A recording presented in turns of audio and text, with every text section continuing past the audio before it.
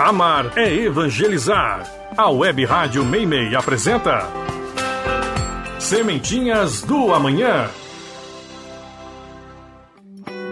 Muito bem, Sementinhas do Amanhã, bom dia para você que se conecta com a gente aqui na sua Web Rádio Meimei. Hoje, domingão, dia 17 de novembro de 2024, um ótimo dia para você, né? Que já está junto com a gente para mais um programão Sementinhas do Amanhã. Um ótimo dia para você, com muita luz, com muito amor, que tudo corra bem aí no seu domingão, né? O domingão aí fazendo parte de um feriadão prolongado, muita gente de boa em casa agora, descansando. Vamos lá então, vamos começar? Tem mais um tema muito legal e a Mari vai dizer pra gente, né, qual é o tema de hoje, se é uma continuação ou se já vamos falar de outras coisas também dentro aí desse tema maravilhoso, né, que está envolvendo aí primeira revelação, segunda revelação, a terceira revelação, codificação, não é isso, Mari? Bom dia! Bom dia, Guga. Bom dia a todo mundo que está em casa, todo mundo que está nos ouvindo, sejam todos bem-vindos. Hoje nós vamos concluir a fala sobre que a gente estava falando sobre a codificação, né? O Caio vai começar já lendo um texto que faz um resuminho. E aí nós vamos dar continuidade, né? Então, eu queria só falar um bom dia para o pessoal de casa, que nós tenhamos um excelente programa, que possamos aprender bastante, né? Bom dia, Caio. Bom dia, gente. Bom dia, mãe. Bom dia, Guga. Tudo bem? Sim. Como você passou essa semana? Eu Tudo passei certo? ótimo. Ótimo? Aham. Então tá bom. Inclusive, se tiver prova amanhã, porque hoje é 17, domingo, se tiver prova amanhã, se você tiver essa prova amanhã e você não estudou, vai estudar. É isso mesmo, você vai estudar também, né? Eu já estudei tudo. Então tá bom. Então tá, Caio, na semana passada a gente estava falando da codificação, né? A gente continuou falando da codificação, certo? Sim. E a gente então falou do livro dos espíritos, do livro dos médiuns, do Evangelho segundo o Espiritismo, o céu e o inferno e a Gênese, né? E aí eu queria então que você lesse o último trechinho, que faz meio um resuminho, assim, para a gente fechar a interpretação das obras básicas, né? Então, você lembra, as obras básicas, o primeiro livro foi o livro o livro dos Espíritos, que foi escrito, né? Depois veio o Evangelho segundo o Espiritismo, depois veio o livro dos médiuns, o céu e o inferno e, por último, a Gênese, certo? Gênese. Cada um tem uma característica. E o livro dos Espíritos fala um pouco de tudo, né? Ele traz informação sobre todas as áreas e depois esses assuntos vão sendo esmiuçados em cada um dos outros livros, né? Então, esse texto explica mais ou menos, esse texto que eu queria que você lesse agora, explica mais ou menos isso, certo? Hein, Caio? Certo? Uhum. Então, lê pra gente, por favor, o texto 14. Tá. Texto 14 do livro O Evangelho segundo o Espiritismo. Muito bem. Ao tratar da codificação espírita, na introdução ao Livro dos Espíritos, Herculano Pires nos relata que a codificação se apresenta, pois, como um método homogêneo e consequente. À luz desse estudo, caem por terra as tentativas de separar de um ou de outro livro do bloco da codificação, como possível expressão de uma forma diferente de pensamento. E nota-se que as ligações aqui assinaladas, de maneira apenas formal, podem e devem ser esclarecidas em profundidade por um estudo minucioso do conteúdo das diversas partes de O Livro dos Espíritos, em confronto com os demais livros. Num estudo mais amplo e profundo, seria possível mostrar-se o desenvolvimento de certos temas, que apenas colocados pelo Livro dos Espíritos vai ter sua solução em obras posteriores. É o que se verifica, por exemplo, com as ligações do cristianismo e o espiritismo, que se define completamente em o Evangelho. Ou com o problema controvertido da origem do homem, que vai ter sua explicação definitiva, como a Gênese, ou ainda com as questões mediúnicas solucionadas no Livro dos Médiuns, ou as teológicas escrituras, as teológicas escriturísticas no céu e inferno. Convém notar, entretanto, que o desenvolvimento de todas essas questões não representa, em nenhum caso, a modificação dos princípios firmados neste livro.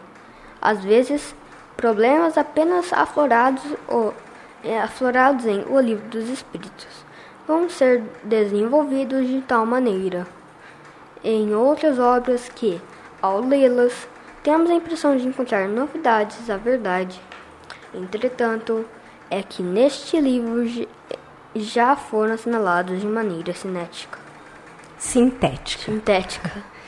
Então, o que ele fala? Lembra que a gente falou, né, que o Evangelho segundo o Espiritismo, ele trazia um enfoque filosófico, certo?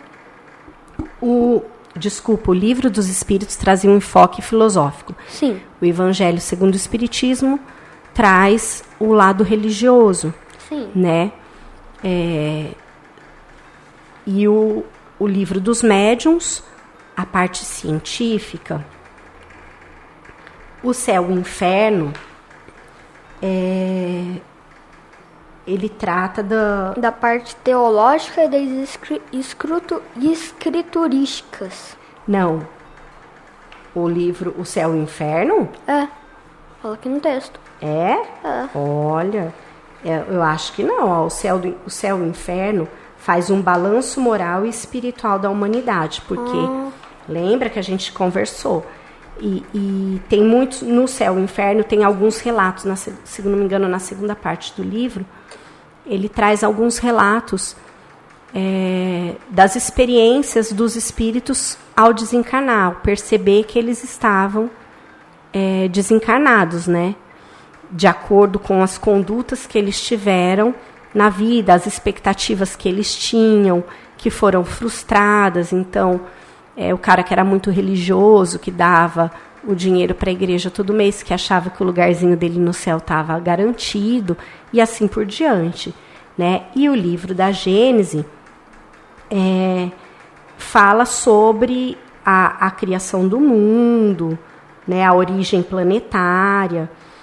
E aí, esse texto 14 aqui que você leu, Caio, o que ele explica pra gente, aquilo que a tia Silvia falou na semana passada, lembra? Lembro. Que o Livro dos Espíritos, ele falou, por ele ter esse lado filosófico, né, dos questionamentos, das respostas que os espíritos deram, né, ele abordou um pouquinho de cada assunto. E esses assuntos foram aprofundados em cada uma das obras seguintes, né? Os assuntos de aspecto moral foram tratados no livro O Evangelho segundo o Espiritismo, que pegou todos os ensinamentos de Jesus lá na parte moral e fez como se fosse assim, a palavra me sumiu, é como se tivesse feito uma explicação assim mais fácil. Uma explicação mais... Não, uma explicação mais acessível para as pessoas, né? Sempre enfocando no lado moral. Aí, as outras questões, por exemplo, a questão da mediunidade, foram tratadas no Livro dos Médiuns. Mas isso não significa que não tem nada falando de mediunidade lá no Livro dos Espíritos. Entendeu? Existe. Lá no Livro dos Espíritos, eles falam sobre a mediunidade. E aí o assunto é aprofundado no Livro dos Médiuns. Por isso que é tão importante a gente ler todos, né? E aqui ele fala assim que não dá para a gente quando a gente vai fazer um estudo mesmo, a gente tem que sempre estudar o livro dos Espíritos e junto com os outros livros. Né? Então, se está tratando do assunto moral, a gente vai pegar aquele assunto e vai ver lá no Evangelho segundo o Espiritismo o que fala o livro dos Espíritos e o Evangelho segundo o Espiritismo. Se está tratando lá do surgimento do planeta, né? Do universo, da Gênese, a formação, o reino animal, vegetal, você tem lá o que traz no livro dos Espíritos e você tem lá na Gênese, né? Então, você consegue fazer esse estudo, é uma obra complementando a outra. É isso que ele explica aqui pra gente, né? Agora tá certo, tudo bem. A gente falou tudo isso, mas eu acho que agora tá no momento da gente entrar num assunto mega importante. Sim. Né? Que seria falar daqueles 9 princípios que a gente conversou, que são os fundamentos do Espiritismo. Lembra que a gente falou deles? Eu lembro que a gente falou, só não A lembro gente quais falou. eram. A gente não lembra, mas a gente vai lembrar agora. Nós vamos estudar princípio por princípio. O que você acha disso? Pode ser. O primeiro princípio que a gente falou é o princípio da existência de Deus, lembrou? Então, vamos ver se a gente consegue recapitular quais eram os princípios, você lembra? Eu acho que eu lembro. A existência de Deus, a fé raciocinada, aí mortalidade do espírito, mortalidade a pluralidade dos dos espíritos. mundos habitados, Esse é o quinto, a reencarnação, a pluralidade dos mundos habitados, o sexto, a moral de Jesus, o sétimo, a lei a lei da causa e efeito, de causa e efeito, o oitavo, a correlacionação, comunicabilidade dos espíritos e o nono princípio, que é o princípio da evolução. Evolution. É isso mesmo. Então, hoje nós vamos falar sobre o primeiro princípio. Qual é mesmo? A existência. Não sei. Ô, louco, nós acabamos de falar. Tô brincando, né? Acho que eu sei, a existência de Deus. A existência de Deus. Então, vamos lá. Então, nós lá já vimos, né, quando nós começamos a falar do Espiritismo, que tem esses 9 princípios, e o primeiro é a existência de Deus. Mas eu te pergunto, Caio, como é que a gente pode fazer para constatar ou para demonstrar a existência de Deus? Porque a gente não vê Deus, né? Lembra que a gente já conversou sobre isso. Sim. A gente não vê Deus, né? Porque ele não é personificado, né?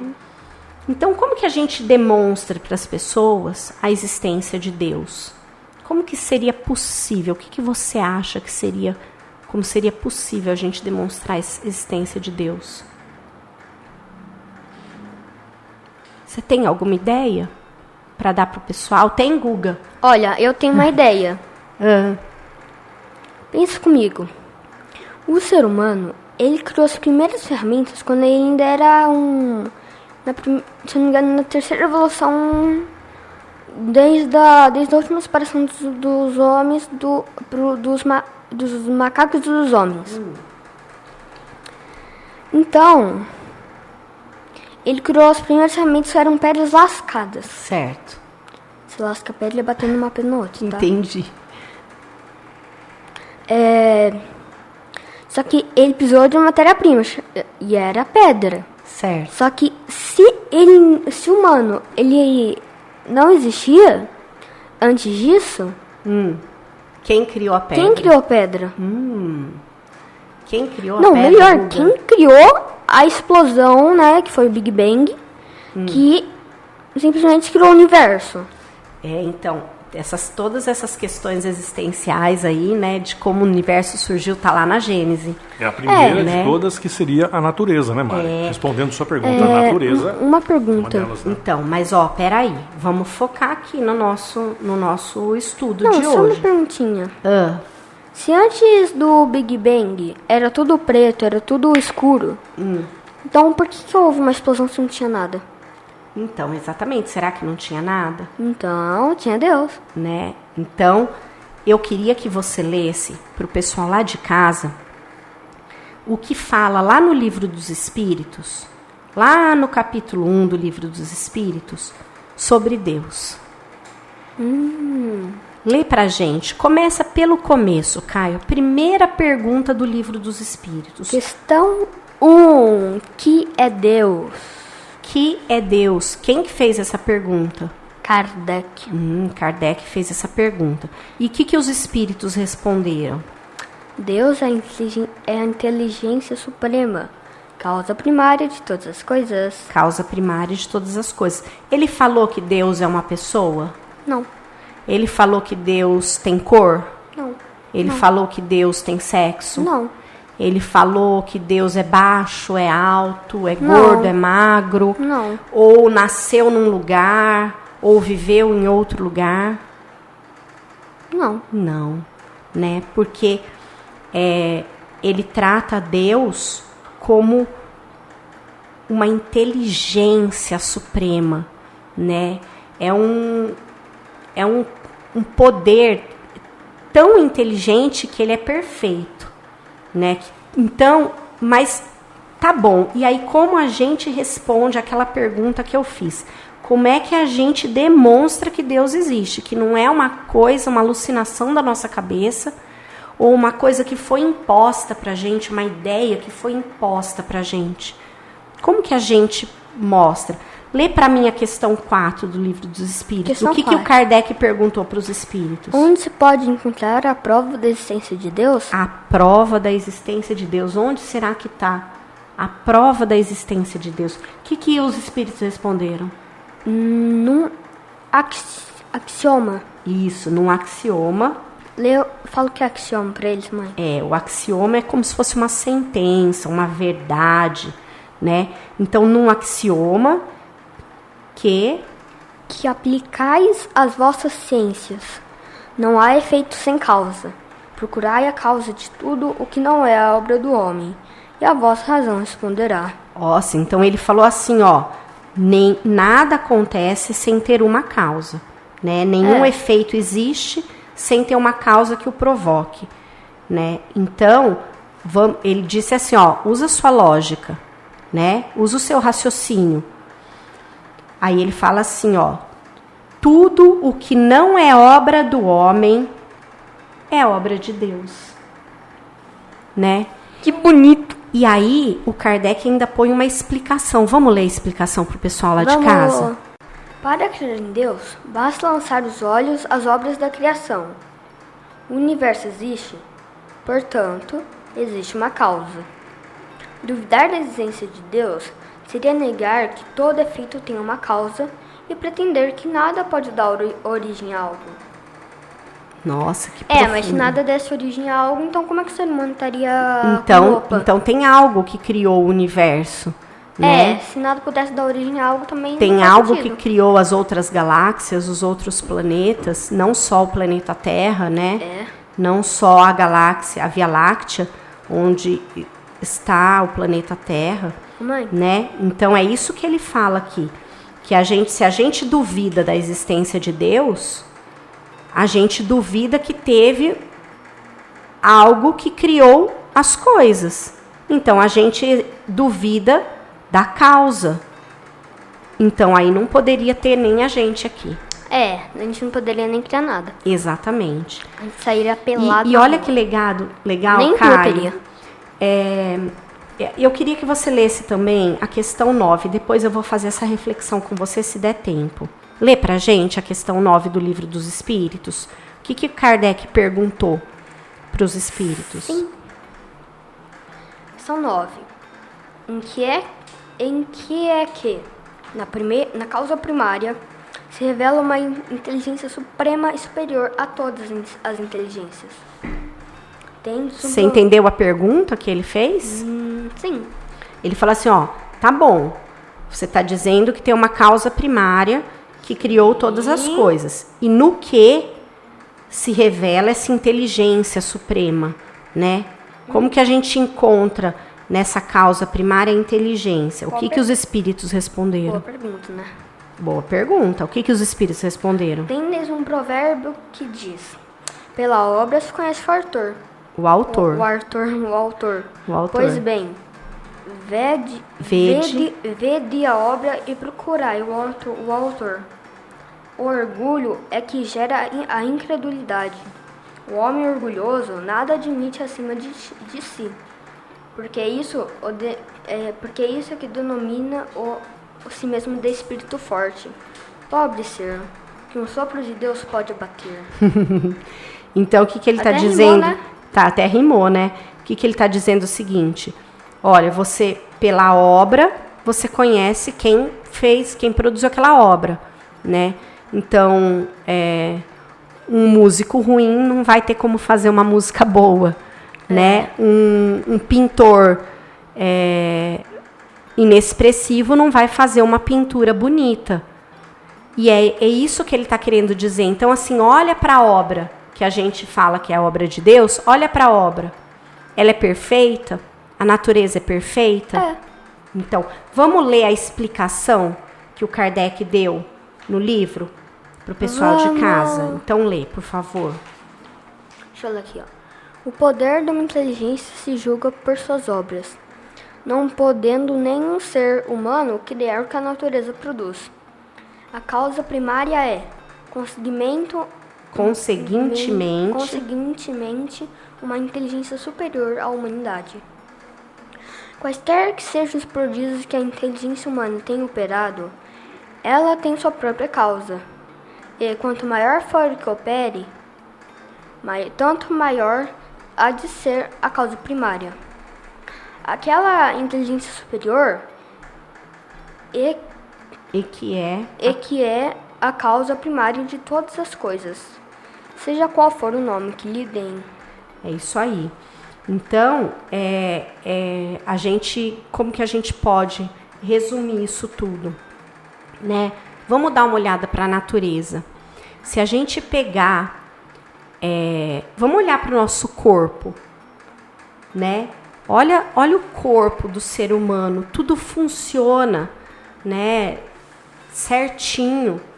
As células se multiplicam, se dividem, fazem o transporte dos nutrientes, das vitaminas, transportam o sangue.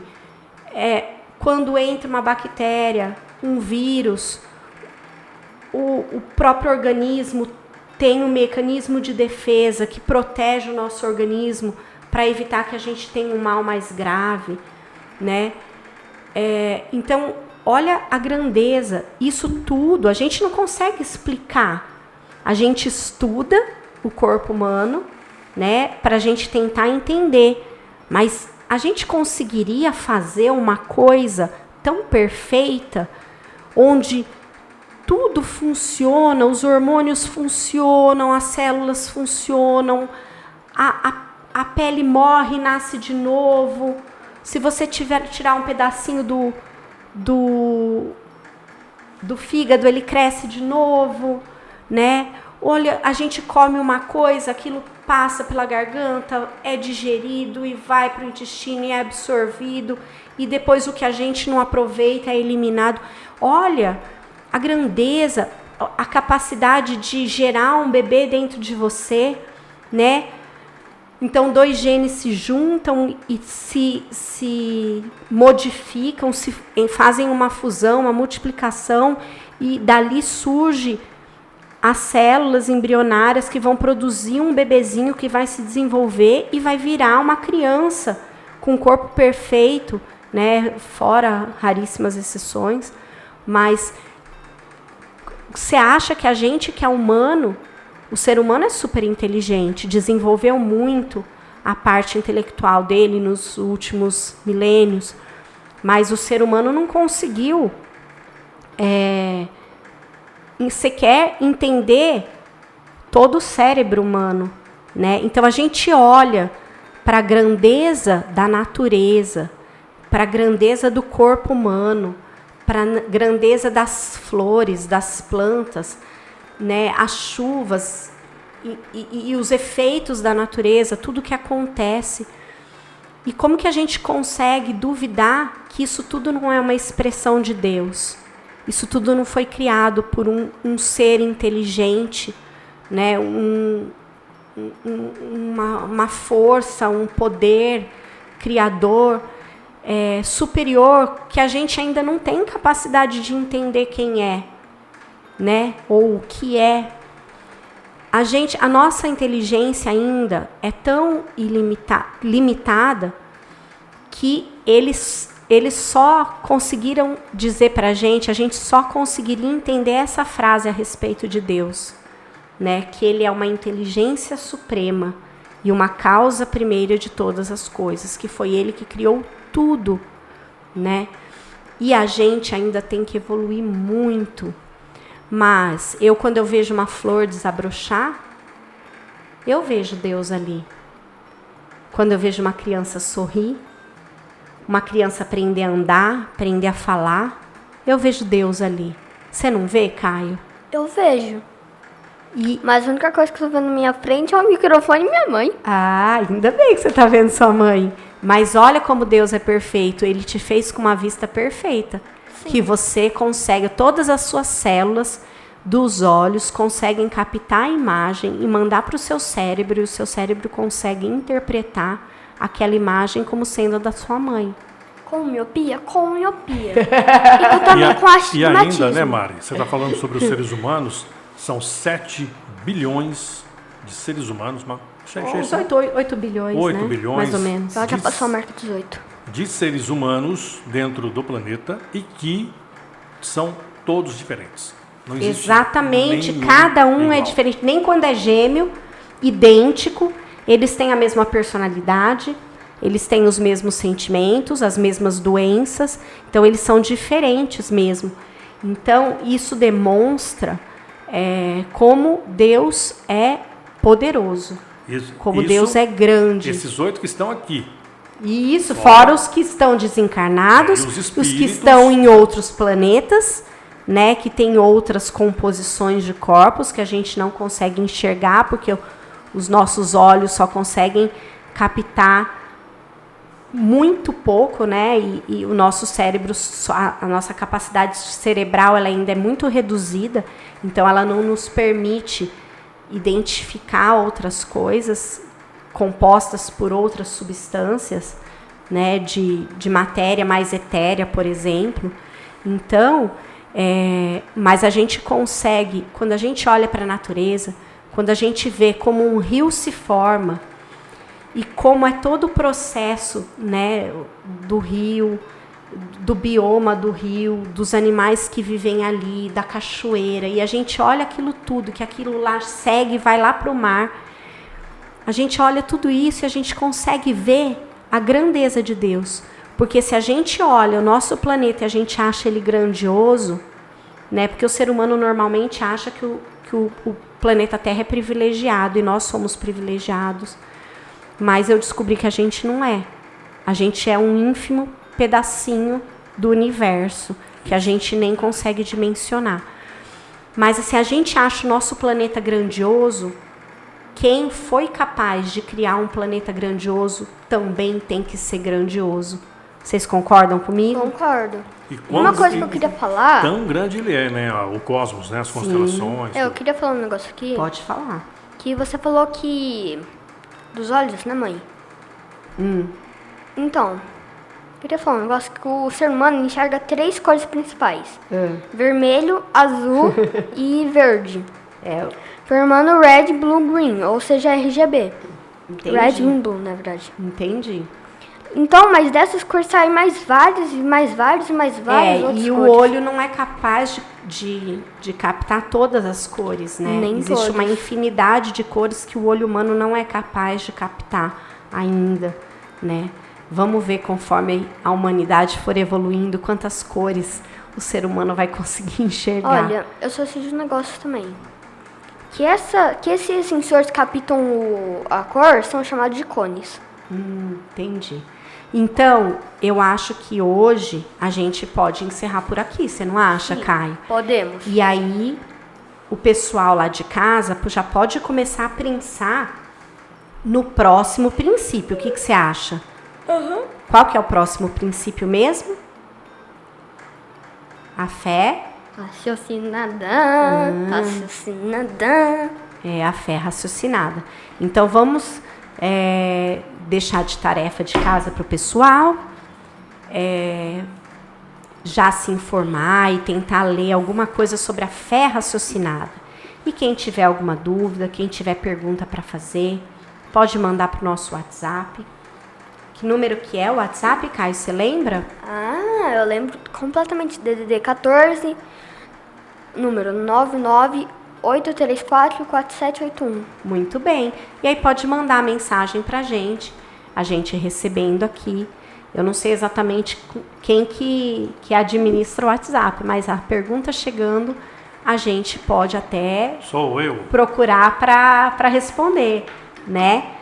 E então é isso. Então a gente fica por aqui hoje, tratamos da existência de Deus.